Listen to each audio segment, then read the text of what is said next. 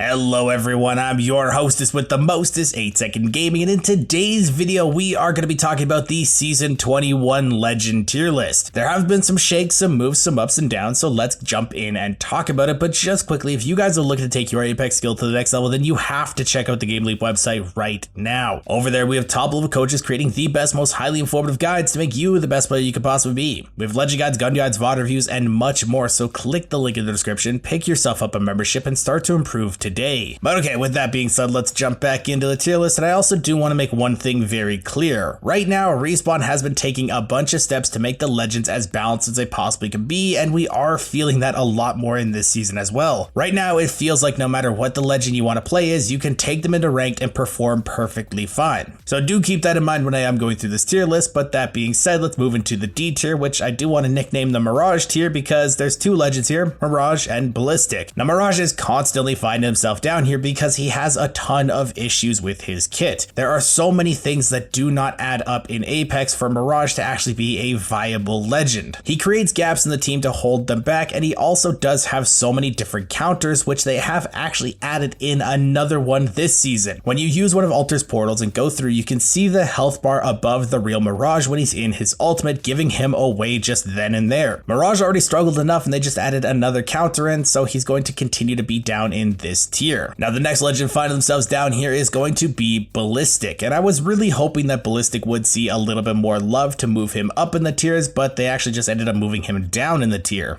They did do some changes with his smart bullet and also his sling weapon, but the changes weren't really that impactful, and Ballistic just seems to be non-existent in any team comp ever. I don't think I've ever been in a situation where I've fought against a Ballistic and I'm like, oh my god, it's a Ballistic, what do we do? He can be good in some extremely niche situations, but you shouldn't be banking on a legend being in a niche situation anyway, so the Ballistic is just going to fall in the D tier. Now next up we have the C tier, and there are three legends in here. We have Fuse, Octane, and Ash. Now, Fuse is another legend that just doesn't seem to be working in the meta currently. His whole kit is designed around making it as hard as possible to play certain areas, but in fights right now, people don't want to play the same spot. They want to ape you, they want to run at you. So Fuse doesn't really do a whole lot to stop them from aping you. And I know some people probably are going to say, well, what about the mother load? That can kind of corral people, but the mother load doesn't activate fast enough for it to actually be useful. A lot of legends have some form of movement tech that they can use in order to just beat the flames on the mother load, and also the flames actually don't activate fast enough for you to not be caught in them. There's so much movement in the meta currently that the mother load isn't really going to stop a lot of the legends. And like I said, the flames don't activate fast enough, so if you are just running at somebody, you can continue to run before the flames actually activate to stop you. Fuse is just not in a good spot right now. They tried to change him a little bit, it didn't work, so C tier he stays. Now next up we have Octane, and Octane is a very selfish legend. He's not good in a ranked environment. For the solo mode or for pubs, he's a fantastic legend because that's what his kit is designed to do. It's just designed to outplay one person or to have as much fun as you possibly can have on him. But in ranked, it doesn't really work out the way that it should be because he doesn't really offer anything to the team. He's supposed to be an entry fragger and he can kind of do that, but he doesn't really offer anything to his team. His jump pad isn't as good as it used to be. His kit is just a little bit more wonky than it should be. And unless you're one of like the movement gods of Apex, then you're not going to be getting the full use out of Octane. And that's only a very small percentage of the community. So for ranked, he is a C tier legend, but for any other mode like solos or pubs, he's probably an S tier legend. Now last up in the C tier, we have Ash. And I have been a very big fan of Ash since she came out, but it doesn't feel like Respawn actually wants Ash to be part of this game because they keep just nerfing her into the ground without actually nerfing her. Yeah, on paper, they're giving her buffs like she's able to throw her arc snare out now while healing or shooting or doing anything like that, but they're just giving her abilities to everyone else. The Recon Legends have a better version of her passive, getting a full UAV of the map, and now Alter has just a better version of her ultimate on not only her portal, but also Alter's ultimate as well. Ash has just been phased out of this game completely, and it feels like they're just doing the same thing that they did in Titanfall and just want to kill her. So Ash is probably just going to continuously fall down the tiers, and I honestly wouldn't be surprised if she ends up in D tier one day. But now we can move into the B tier legends, and there are 6 finding themselves here. We have Catalyst, Loba, Rampart, Vantage, Seer, and Lifeline. Now Catalyst is another legend that did get some buffs going into the season, and I could see an argument for her going into A tier, but I just don't think she's quite there yet. Some of the nerfs that she did get were reverted, and they're also playing around with her passive perks, and it is making her a little bit more viable, but she's still an extremely niche control legend, and right now with how AP things are, I would rather have somebody like a Watson or a Caustic on my team over a Catalyst. Catalyst has a very unique playstyle, and you have to play around that, and if you're not in like an ALGS setting where there's like 20 teams around you and you need that wall for a rotate, you probably don't need a Catalyst on your team. That being said, she's not necessarily a bad legend. That's why I'm putting her in the B tier, because she's kind of a middle of the pack legend right now. Now, next up we have Loba, and Loba has been kind of going up and downs in the tiers a lot in the last couple seasons because she was insanely amazing with the old armor where you were able to just pull out armor swaps and have them around you.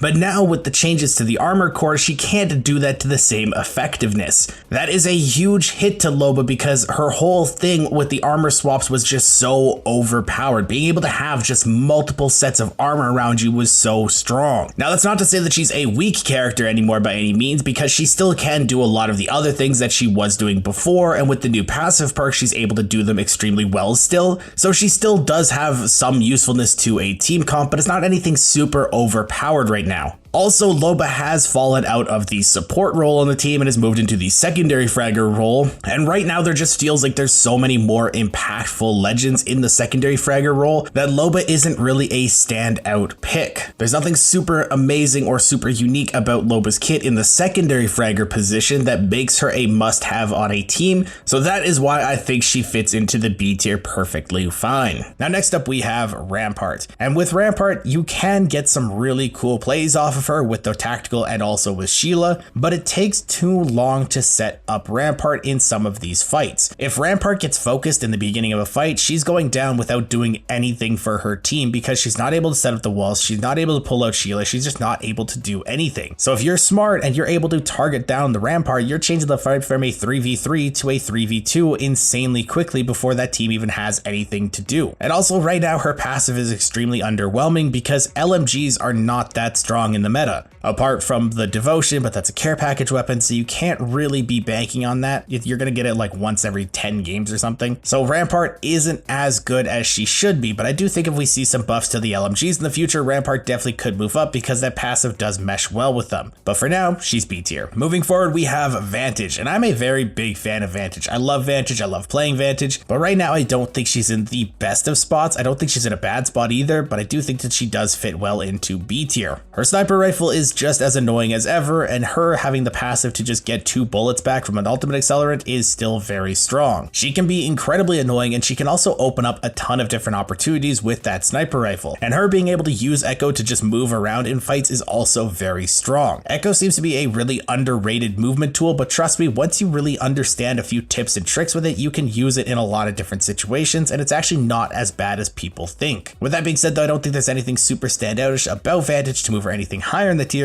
and I don't think she's anything worse to move her lower, so I think B is a very solid spot for her right now. Moving forward though, we have Seer, and Seer is seeing a little bit more play in the meta, and he's actually not as bad as people think. I think he's kind of flying under the radar right now. I think a lot of people are still having a few flashbacks from how hard he did get nerfed after the Seer meta, but Respawn has kind of reverted a few nerfs, and his passive perks aren't actually that bad either. He still does have a fairly decently strong kit. I don't think it's nearly as overtuned as it once was, but I don't think that Seer is as trolly as a pick that as he was right after all of his nerfs. If you want a scan legend on the team, but you don't like playing Bloodhound, Seer is a very solid pick, and I do think that he's a B tier legend. Now, the last one in B tier is going to be Lifeline. Now, this is one that a lot of people are probably going to think it should be higher, but trust me, guys, she's not super overpowered. Yes, she does have the ability to call in that care package and get some nice gear upgrades for your team, but that's only really useful in the early game. Once you kind of have purple and everything's kind of kitted out, you don't really need that anymore,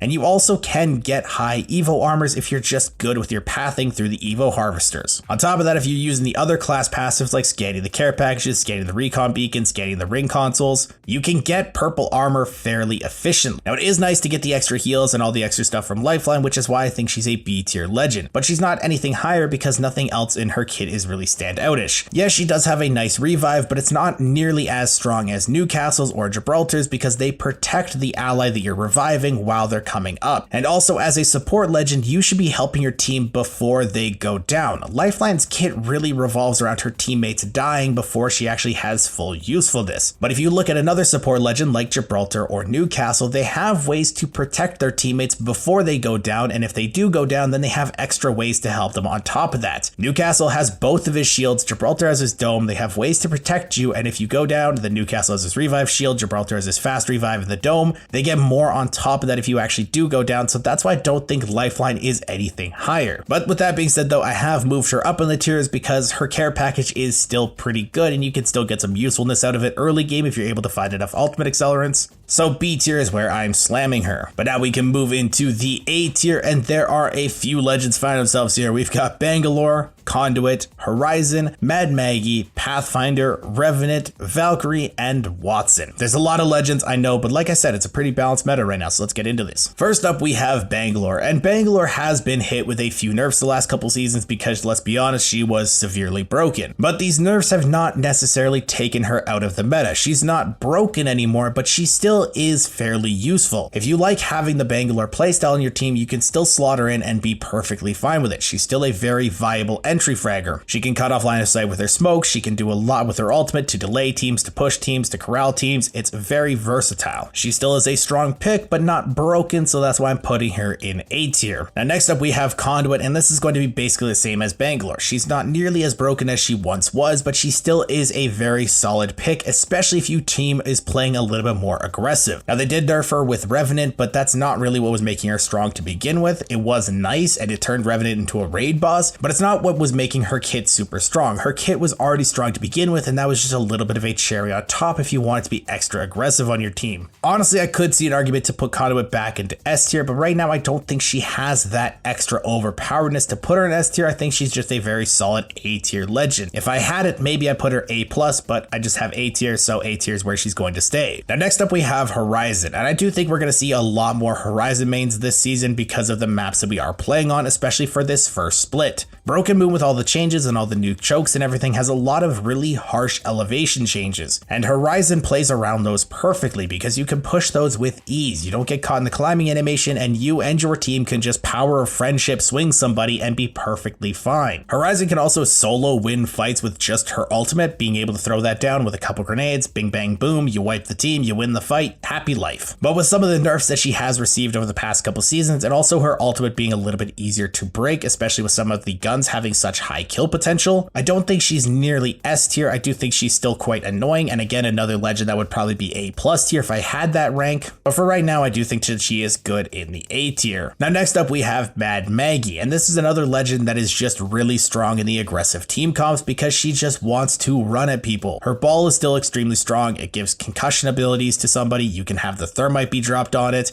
she has her riot drill or riot drills depending on the perk that you take. She can just cause so much chaos and make so many different spots unplayable and just do so much to teams to be super annoying. Now she does also have some counterplay ability, and her ball can be a little bit buggy every now and then, so I do think that she does deserve A tier and not anything higher. Now next up we have Pathfinder, and honestly Pathfinder's a legend that I would really like to put higher, maybe even into the S tier, but the only thing that's really holding him back is his hitbox. If Respawn is able to adjust that and fix that to make Pathfinder not a walking fridge, then he would definitely be an S+. Then he would definitely be an S material legend. He has the aggressiveness with his grapple, he has the team rotation ability with his zipline, he has so much in his kit, but his hitbox is just so bad. Honestly, this is one of the legends that I really hope that Respawn does address in the near future, maybe giving him like a Revenant Reborn type of deal with a Pathfinder Reborn, giving him a little bit of a rework and some love, because maybe then we could actually get back to the old days where Pathfinder was just super broken. But for right now, he's only A tier levels of broken, so that's where I'm putting him. Now next up we have Revenant, and again, this is going to sound like a broken record, but this is another legend that I could definitely see somebody putting them into S tier, but in my opinion, I only think he's A tier. He is annoying, and his armor, well, his ultimate is extremely hard to deal with in a lot of different situations, but there is still a lot of counterplay around a Revenant, and I don't think his overshield is enough to really put him into S tier alone. His kit is still pretty good, but the jump is really loud, so it gives you a nice little warning. His passive can be really hard to deal with, especially if he's really good at taking off angles, but again, it's putting him in a different spot from his team, so it's splitting him, so there's a little bit of counterplay around that. And also with that nerf of him not being able to receive any conduit healing if he does have his overshield on, it does kind of take him out of that S tier viability in my opinion. So that is why I'm slotting him into A tier, but again,